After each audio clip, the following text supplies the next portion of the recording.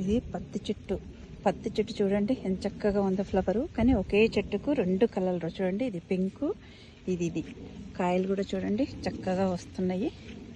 చక్కగా పత్తి పువ్వు చూడండి ఎంత చక్కగా ఉందో.